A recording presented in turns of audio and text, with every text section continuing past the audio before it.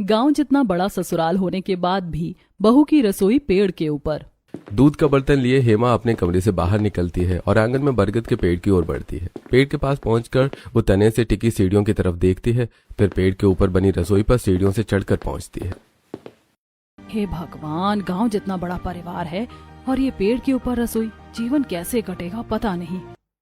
रसोई tree house की तरह बना है। उसके ऊपर 3 पत्थरों के ऊपर 3 बड़े बड़े मिट्टी के चूल्हे रखे हैं और किचन का पूरा सामान जैसे बर्तन, सिलबट्टा, सब्जियों और बर्तनों से भरी टोकनियां भी रखी हैं। रसोई में पहुंचकर हेमा सबसे पहले झाड़ू लगाती है और फिर चूल्हे में आग जलाकर चाय बनाती है और फिर ट्रे में चाय लेकर नीचे उतरकर सबसे पहले अपने सास ससुर के कमरे में जाती है। मम्मी जी, पापा जी, चाय ले लीजिए। चाय का कप लेते हुए, चाय बस हमारे लिए ही, पूरे परिवार का क्या? मम्मी जी, चाय पूरे परिवार के लिए है, बस शुरुआत आपसे की है। हेमा सबसे पहले अपने ससुर और सास को चाय देती है और फिर अपने चाचा सास ससुर, फिर ताया सास ससुर, नंदों, देवर और पति को उनके कमरों में जाकर चाय देती है। उन सभी के कमरे बरगद के पेड़ के चारों तरफ अलग अलग बने हुए थे। हेमा का पूरा परिवार गांव जितना बड़ा है। सबको चाय देने के बाद हेमा वापस पेड़ के ऊपर वाली रसोई में जैसे ही पहुंचती है, अपने कमरे में आईने के सामने बिस्तर से उठकर खड़ी उसकी मंझली शिवानी। भाभी जल्दी उपमा बनाकर लाना, मुझे बहुत भूख लगी है। हेमा बहू, मेरे कमरे में सत्तू और शरबत भेज देना, गर्मी बहुत है। अपने कमरे की खिड़की से पेड़ के ऊपर वाली रसोई को झांकते हुए, अरे बहू, हमें पोहे खाना है, जल्दी बना कर लाओ। चूल्हे में सूखी लकड़ी और उपले डालकर आग जलाते हुए हेमा। गांव जितना बड़ा ससुराल और सबको संभालने और खाने खिलाने की जिम्मेदारी सिर्फ मेरी, और रसोई भी कहाँ बनाई है, पेड़ के ऊपर। हर बार ऊपर चढ़ना उतरना किसी सजा से कम नहीं है। जब तक हेमा सबकी पसंद का नाश्ता बनाती है तब तक पूरा परिवार हॉल में इकट्ठा हो जाता है। नाश्ता बन जाने के बाद हॉल में उन सभी को उनकी मनपसंद का नाश्ता देने के बाद हेमा सबके कमरों में जाकर झूठे कप उठाकर कुएं के पास रखकर वापस हॉल में आती है। बहू, आज कैसा नाश्ता बनाया था? नमक तो ठीक था पर मसाला बिल्कुल भी नहीं था। भाभी, सच कहूँ तो दिन ब दिन आपके हाथ का स्वाद घटिया होता जा रहा है। बहू, तुम्हारा ध्यान काम में नहीं रहता है क्या? नाश्ता बिल्कुल बेकार। इस घर में तुम्हारी जिम्मेदारी सिर्फ खाना बनाकर खिलाने की है, और वो भी तुम ढंग से नहीं निभाती। हेमा की बातें सुनते हुए सब नाश्ता करते हैं और अपनी अपनी जगह पर खाली प्लेट रख देते हैं। हेमा प्लेट समेटती है, उसकी आंखों में आंसू हैं। मेरा ससुराल छोटा नहीं है, ये एक गांव की तरह बड़ा है। मजाल है कि कोई एक व्यक्ति भी मेरी मदद कर दे। न सब्जी लाने में, न काटने में, न बनाने में, न परोसने में कोई कुछ नहीं करता। बस सब सिर्फ कमियां निकालने के लिए बैठे हैं। मुझे क्या पता कहाँ गई? मैं क्या यहाँ सीढ़ी देखते बैठी थी और कोई काम नहीं है मेरे पास? सीढ़ी कहाँ गई? अभी तो यही थी, कौन ले गया? मुझे देर हो रही है, खाना बनाना है। सोचती हुई हेमा कमरे से बाहर निकलती है। तभी उसके चाचा ससुर निरंजन वहां से गुजरते हैं। क्या हुआ बहू, क्या ढूंढ रही हो? चाचा जी, सीढ़ी पेड़ के पास रखी थी, मिल नहीं रही है। आपने देखी क्या? किसी ने ली या कहीं और रख दी? मेरा यही काम नहीं है कि मैं देखता फिरूं कि सीढ़ी किसने ली है या कहाँ रख दी है। तभी उसकी नंद शिवानी उसके पास आती है। भाभी, सीढ़ी मेरे कमरे के पास है, मुझे काम था तो मैं ले गई थी। अरे ननद जी, जहाँ से उठाई थी वहीं रखनी चाहिए थी ना। शिवानी बिना कोई जवाब दिए वहां से चली जाती है। हेमा उसके कमरे में जाकर सीढ़ी लाकर वापस उसकी सही जगह पर रखती है। एक तो काम करवाने वाला कोई नहीं है और काम बढ़वाने वाले सब हैं। जैसे हेमा पेड़ के ऊपर बनी रसोई में पहुंचती है तो देखती है कि पक्षियों ने गंदगी फैला दी है। ये लो, एक और काम बढ़ गया। लगता है पूरी कायनात मेरा काम बढ़ाने में लगी हुई है। हेमा पानी से पक्षियों की गंदगी साफ करके मिट्टी के चूल्हे में सूखी लकड़ी और उपले डालकर आग जलाने की कोशिश करती है। तभी तेज आंधी चलने लगती है। लो, इस आंधी को भी अभी चलना था। इस आंधी में खाना बनाना बिल्कुल आसमान से तारे तोड़ लाने जैसा है। हेमा तेज आंधी से जूझती हुई जैसे तैसे तीनों मिट्टी के चूल्हों में आग जलाकर दाल, चावल और सब्जी पकने को रखती है और फिर नीचे उतरती है और सूखी लकड़ियां लाती है। आंधी की वजह से सूखी पत्तियां बार बार खाने में गिर रही हैं। कोई मेरी मदद कर दो, आंधी की वजह से खाना बनाने में बहुत दिक्कत हो रही है। नीचे घर के हॉल में परिवार की सभी औरतें बैठी हैं, लेकिन सब उसकी आवाज अनसुना कर देते हैं। तभी खेत से काम करके परिवार के सभी मर्द घर पहुंचते हैं। अमित हेमा की पुकार सुनता है और मैं हेमा की मदद करके आता हूँ। अरे कहाँ जा रहा है? इतनी तेज हवा में कहीं पेड़ की डाली न टूट जाए। पापा देखो ना, हेमा को कितनी परेशानी हो रही है। अरे हवा तेज में पत्ते भी गिरते हैं और छोटी मोटी टहनियां भी। क्या तू पत्ते और टहनियां गिरने से रोक लेगा? चल अंदर चुपचाप, बहू खाना बना लेगी। घर के सभी मर्द हॉल में पहुंच जाते हैं। कुछ देर बाद जब हेमा आंधी से जूझती हुई खाना बनाकर और खाना लेकर हॉल में पहुंचती है तो बहू, हम कब से भूखे बैठे, इतनी देर से क्या कर रही थी तू? मम्मी जी, पेड़ वाली रसोई में वैसे भी खाना बनाना बहुत चुनौतीपूर्ण है। ऊपर से ये आंधी मेरा काम और मुश्किल कर देती है। कभी सूखी टहनियाँ, कभी पत्तियाँ। मैं मदद के लिए चिल्ला रही थी पर किसी ने नहीं सुना। तू खाना बना रही थी, कोई जंग नहीं लड़ रही थी जो मदद के लिए चिल्ला रही थी। अब शिकायत मत कर और चुपचाप खाना परोस।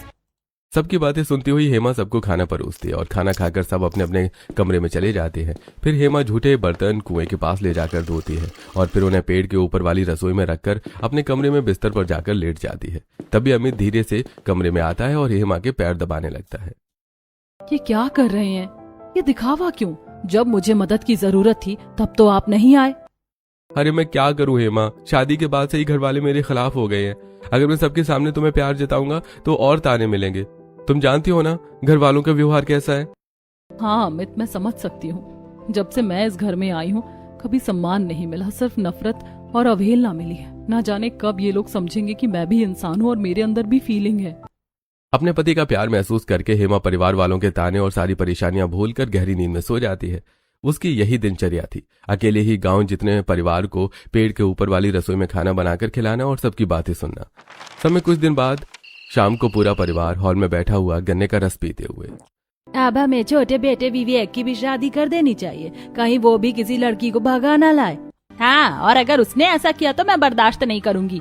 हाँ, मुझसे पहले ही हेमा बहू बर्दाश्त नहीं होती, उसे कैसे बर्दाश्त करूंगी? तभी वहां हेमा आती है और उन दोनों की बातें सुनकर, मम्मी जी, मुझ में आखिर कमी क्या है? मैं तो सबका इतना सम्मान करती हूँ, फिर भी आप ऐसा कह रही हैं। चुप कर, मैंने तुझसे कुछ नहीं कहा। जा यहाँ से अपने कमरे में जा। हेमा अपने कमरे में चली जाती है। कुछ दिनों बाद उसके सास ससुर उसके छोटे देवर विवेक की शादी रानू से करवा देते हैं।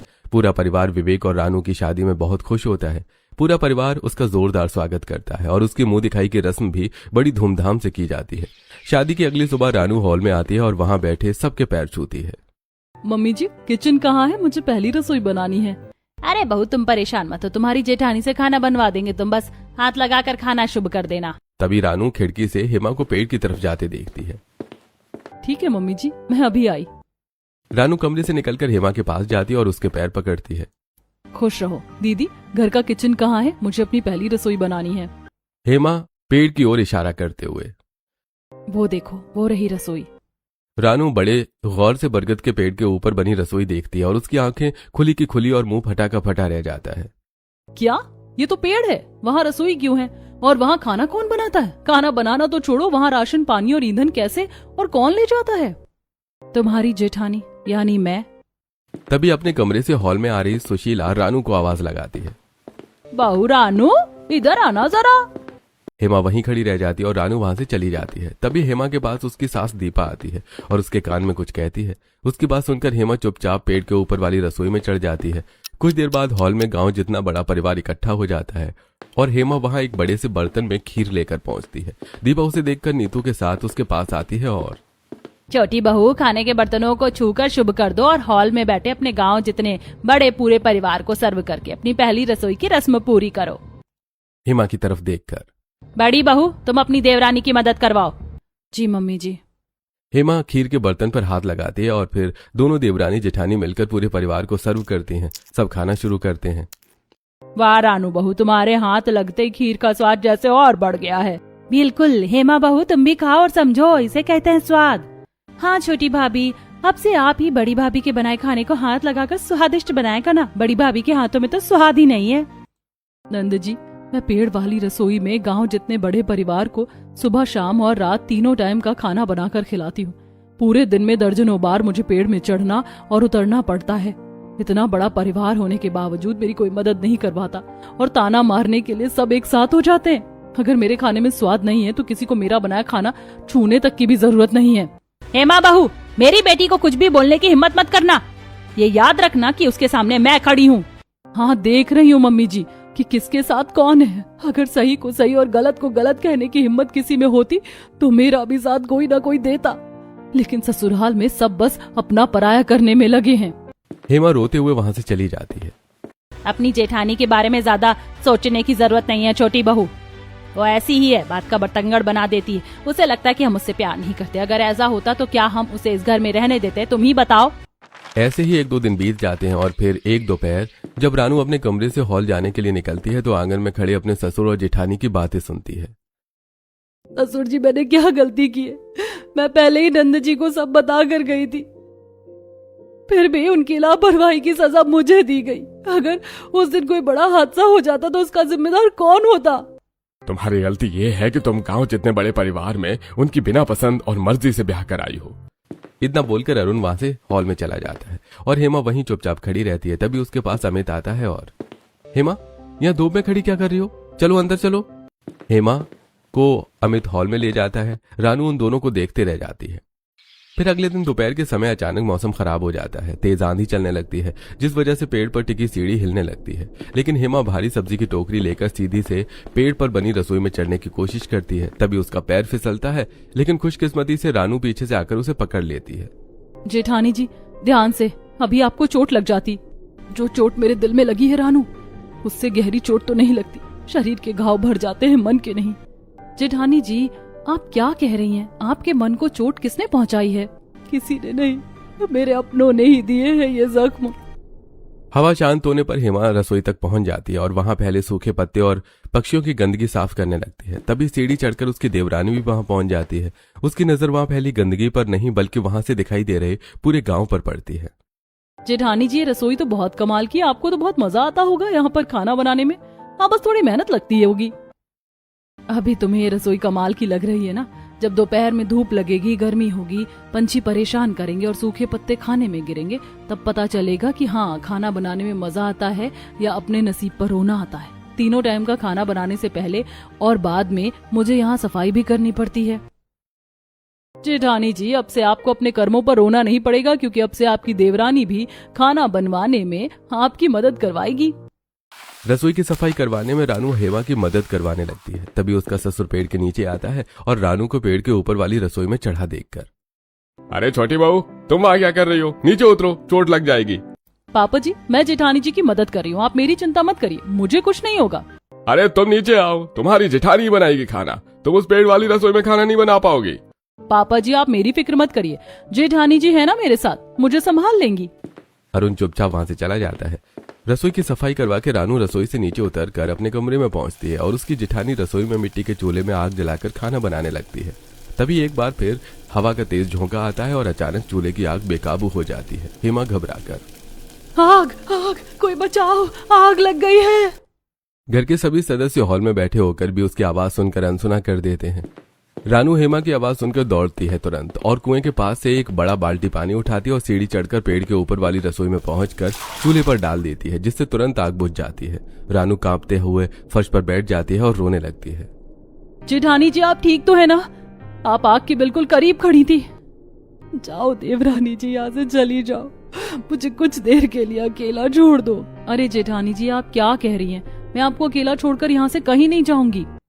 रानू हेमा को गले से लगा लेती है और, कितना बड़ा हादसा हो सकता था। आप आग के कितने करीब थीं और किसी ने आपकी आवाज तक नहीं सुनी। सुनकर भी सबने अनदेखा कर दिया। इसीलिए क्योंकि यहाँ कोई मुझसे प्यार नहीं करता, किसी को मेरी परवाह नहीं है। जेठानी जी, कोई तो बात है जो आप मुझसे छिपा रही हैं, नहीं तो ऐसे ही कोई किसी से मुंह नहीं फेर सकता। मैं अभी कुछ नहीं बता सकती। जब तक आप बताएंगी नहीं, मैं यहाँ से हिलने वाली नहीं हूँ।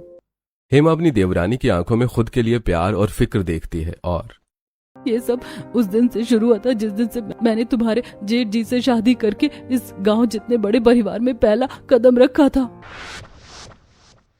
लाल साड़ी पहने, मांग में सिंदूर भरे, गले में मंगलसूत्र पहने हेमा अपने पति अमित के साथ जैसे ही हॉल में पहला कदम रखती है, वहां मौजूद अमित का गांव जितना बड़ा पूरा परिवार उसे देखकर हैरान हो जाता है।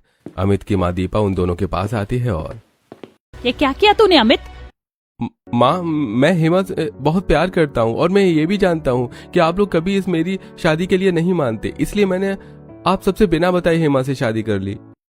तूने हमारी मर्जी के खिलाफ शादी की है। मैं इस लड़की को अपनी बहू नहीं मानता। अगर तू इसे पत्नी बना ही लाया है तो ये सिर्फ तेरी पत्नी है, इस परिवार की बहू नहीं।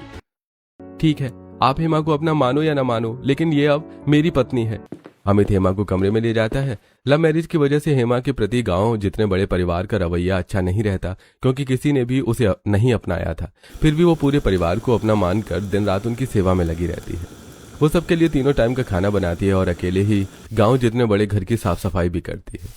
एक दिन रसोई में हेमा खाना बनाकर बर्तन गैस चूल्हे से नीचे उतार कर रखती ही है कि तभी उसकी बड़ी नंद निशा का बेटा विवान आंगन में मुट्ठी में धूल लेकर आता है और खाने के बर्तनों में डालकर वहां से भाग जाता है।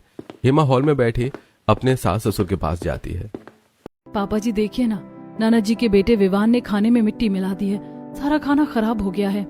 बहू, तू खुद लापरवाह है और बच्चों पर इल्जाम लगा रही है। अगर उन्होंने मिट्टी डाली है तो तुझे ध्यान रखना चाहिए था ना कि बर्तन खुले ना हो। अपना मुंह लिए हेमा वहां से चली जाती है और फिर अगले दिन जब वो रसोई में खाना बना रही थी तभी विवान लोटे में पानी लेकर आता है और कढ़ाई में डाल देता है। हेमा परेशान होकर निशा के पास उसके कमरे में जाती है और बाल संवार रही निशा से, नंद जी देखिए ना, विवान कितना शरारती है, उसने खाने में पानी डाल दिया, अब मुझे पूरा खाना फिर से बनाना पड़ेगा। अभी ये क्या बात हुई, मैं जब से आई हूँ देख रही हूँ आप मेरे बेटे की शिकायत ही करती रहती है। आपको मेरा बेटा पसंद नहीं है तो मैं अभी उसे लेकर यहाँ से चली जाती हूँ। तभी दीपा और अरुण वहां आ जाते हैं। निशा बेटी, तू यहाँ से नहीं जाएगी, तू हमारी बेटी है, जाएगी तो ये जो हमारी बिना मर्जी के आई है। अपने कमरे से अमित उन सभी की बातें सुनकर भागा हुआ वहां आता है और, माँ क्या आप लोग बिना सोचे समझे हेमा के पीछे पड़ रहे हैं? कम से कम ये तो देख लीजिए कि सही कौन है और गलत कौन है। तू बहू का साथ दे रहा है, लगता है तू जोरू का गुलाम हो गया है।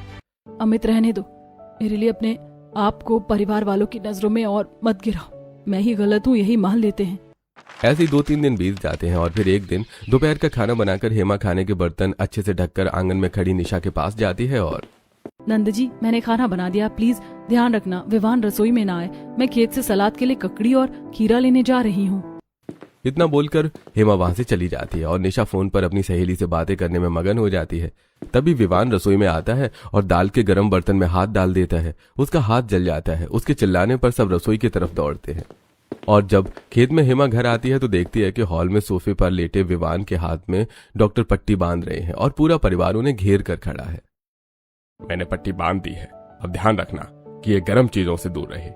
जैसे डॉक्टर वहां से जाता है दीपा हेमा की तरफ मुड़ती है। मिल गई तेरे कलेजे को ठंडक, ले लिया तूने मासूम बच्चे से बदला। क्या हुआ, मैंने क्या किया जो आप ऐसा बोल रही हैं?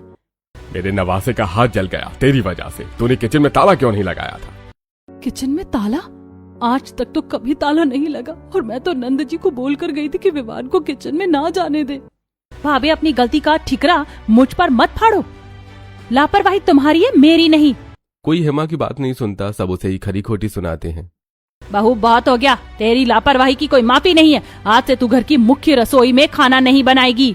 लेकिन मम्मी जी मैंने क्या किया है, गलती तो बस। चुप, हमें कोई सफाई नहीं चाहिए। अब से इस गांव जितने बड़े परिवार का खाना ऐसी जगह बनेगा जहां से खाना बच्चों की पहुंच से दूर रहे। तभी अरुण का ध्यान आंगन में लगे बरगद के पेड़ पर जाता है। अब से खाना तो पेड़ के ऊपर रसोई बनाकर बनाएगी। हाँ, ये फैसला फाइनल है। अभी जा और पेड़ के ऊपर रसोई बना ले। अब से तू घर की मुख्य रसोई में खाना बनाते हुए दिख मत जाना। बीती बातें याद करके हेमा की नम आंखें एक बार फिर से नम हो जाती हैं। बस उस दिन से रसोई पेड़ के ऊपर बना दी गई और मैं अकेली ही हवा, पंछियों, मौसम और धूप से जूझती हुई पूरे परिवार के लिए खाना बना रही हूँ। जेठानी जी, ये कितना गलत हो रहा है आपके साथ। क्या करूँ देवरानी, मेरी कोई वैल्यू नहीं है इस घर में, जैसे मैं किसी की बेटी नहीं बस एक नौकरानी हूँ। जेठानी जी, अपनी बेटी इन्हें प्यारी है पर दूसरे की बेटी का दर्द इन्हें नहीं दिखता। मैं चुप नहीं रहूंगी, कुछ तो करना ही पड़ेगा। तुम क्या करोगी, इन्हें समझाना मुश्किल है। आप चिंता मत करो, मैं कोई ना कोई रास्ता जरूर निकालूंगी। आप देखना, इन्हें सबक सिखा कर ही रहूंगी। अपनी जेठानी से बात करके सच्चाई जानने के बाद रानू का व्यवहार गांव जितने बड़े पूरे परिवार के लिए एकदम बदल जाता है। वो बेपरवाह हो जाती है। उसने उसके अगले दिन दोपहर के समय रानू अपने कमरे में फोन पर अपनी माँ से बात कर रही थी। तभी उसका पति विवेक खेत में काम करके घर में आता है और, रानू एक गिलास पानी ला देना जरा। विवेक जी, प्यास लगी है तो खुद जाकर पानी ले लीजिए ना, मैं अपनी मम्मी से फोन पर बात कर रही हूँ। क्या क्या कहा तुमने? वही जो आपने सुना। रानू की बात सुनकर विवेक कमरे से बाहर निकल जाता है। उस दिन के बाद रानू चाहे अपने कमरे में हो या हॉल में सबके जानबूझकर फोन में कभी अपने मायके वालों से तो कभी अपनी सहेलियों से बात करती रहती है। एक सुबह जब उसकी जेठानी पेड़ के ऊपर वाली रसोई में नाश्ता बनाकर हॉल में गांव जितने बड़े परिवार को सर्व कर रही थी तभी उसकी सास, बहू रानू, क्या बात है, आजकल फोन पर ध्यान कुछ ज्यादा ही रहता है, दिन भर फोन में ही लगी रहती हूँ। मम्मी जी जरूरी भी है, आजकल मायके वालों से बात करना बहुत जरूरी हो गया है।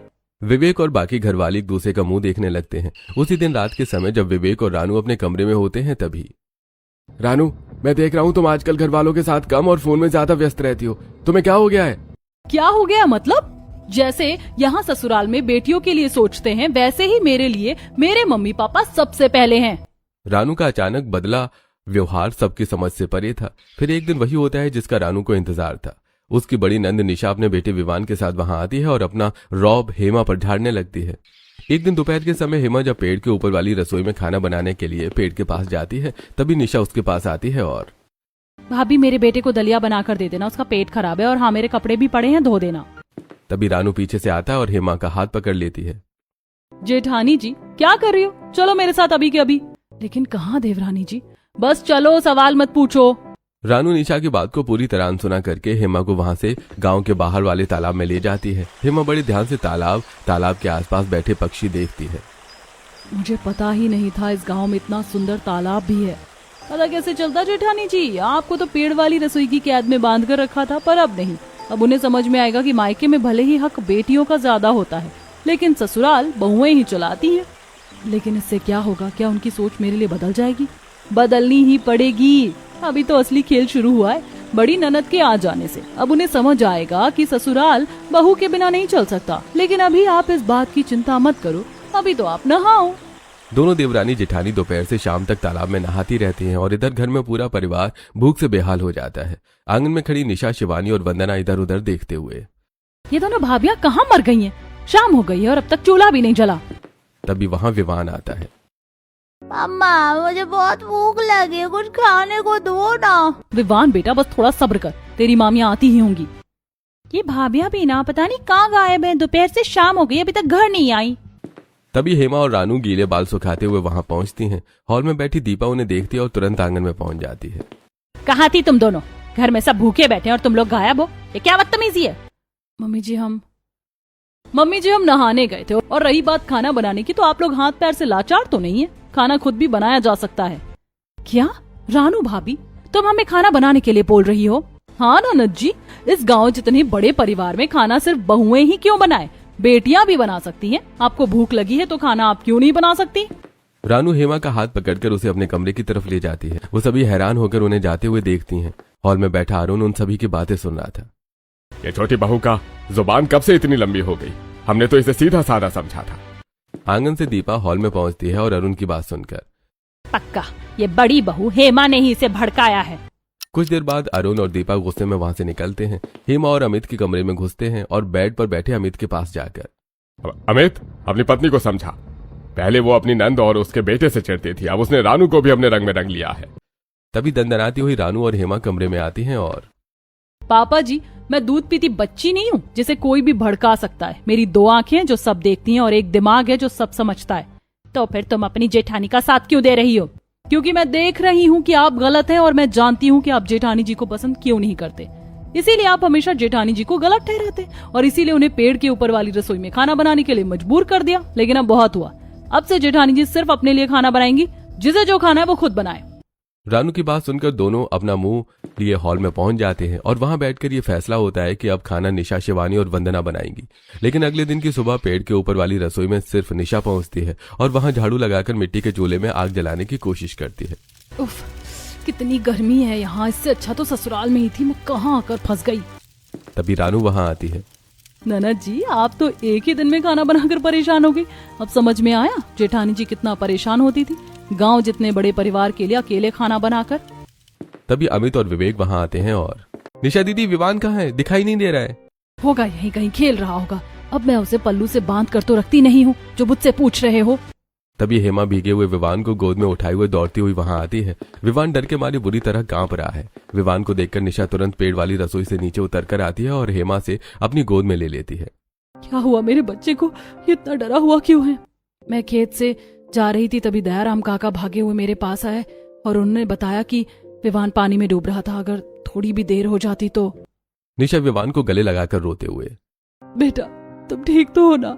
हाँ मम्मा, बड़ी मामी ने मुझे बचा लिया। वो सभी तुरंत विवान को हॉल में ले जाकर सोफे पर लेटा देते हैं और वहां बैठे पूरे परिवार से विवान के साथ घटी घटना के बारे में बताते हैं। ये सब तुम्हारी लापरवाही है हेमा। अगर तुम खाना बनाती तो निशा को खाना नहीं बनाना पड़ता और वो अपने बेटे का ध्यान रखती। बस बहुत हुआ। आज भी आप अपनी बेटी की गलती का ठीकरा जेठानी जी पर फोड़ रही हैं। उस दिन भी गलती ननद जी की थी, उन्होंने विवान पर ध्यान नहीं दिया, जिस वजह से विवान का हाथ चला। सजा जेठानी जी को मिली और आज भी वही हो रहा है। अरुण, दीपा, अमित और विवेक विवान को हॉस्पिटल ले जाते हैं। उनके साथ निशा भी जाती है। हॉस्पिटल से वापस लौटने के बाद अरुण और दीपा रात के समय अपने कमरे में बैठे रानू की बात पर गौर करते हैं और फिर भले ही छोटी बहू की बात हमें कड़वी लगी, लेकिन वो सही कह रही है। हमने गलती की है, बहुत बड़ी गलती। हाँ, वक्त अभी भी है। हमने गुस्से में अपनी बहू को बहुत सजा दे दी और फिर भी उसने इतना अपमानित होने के बाद भी विवान को बचाया। वो दोनों अगली सुबह आंगन में झाड़ू लगा रही हेमा के पास जाते हैं और बहू, हमें माफ कर दो। तुम हमारी पसंद नहीं थी, इसीलिए तुम्हारी गलती ना होने के बावजूद हमने तुम्हें सजा दी। लेकिन अब हम समझ गए हैं कि भले ही हमने तुम्हें बहू नहीं माना, लेकिन तुम इस घर की बहू हो और तुमने हमें दिल से अपनाया है। न सिर्फ हमें, बल्कि गांव जितने बड़े पूरे परिवार को भी। और अब से तुम इतने बड़े परिवार के लिए पेड़ के ऊपर वाली रसोई में खाना नहीं बनाओगी। खाना वहीं बनेगा जहां पहले बनता था, मतलब हमारी पारंपरिक रसोई में। रानू उन दोनों की बातें सुनती और सीढ़ियों के सहारे नीचे उतरकर हेमा के बगल में आकर खड़ी हो जाती है। देखा जेठानी जी, मैंने कहा था ना कि एक दिन पूरा परिवार आपको अपना लेगा। हाँ देवरानी जी, आज मैं बहुत खुश हूँ। अब मुझे गांव जितने बड़े परिवार के लिए पेड़ के ऊपर बनी रसोई में खाना नहीं बनाना पड़ेगा और अब से मैं भी गांव जितने बड़े परिवार का हिस्सा हूँ।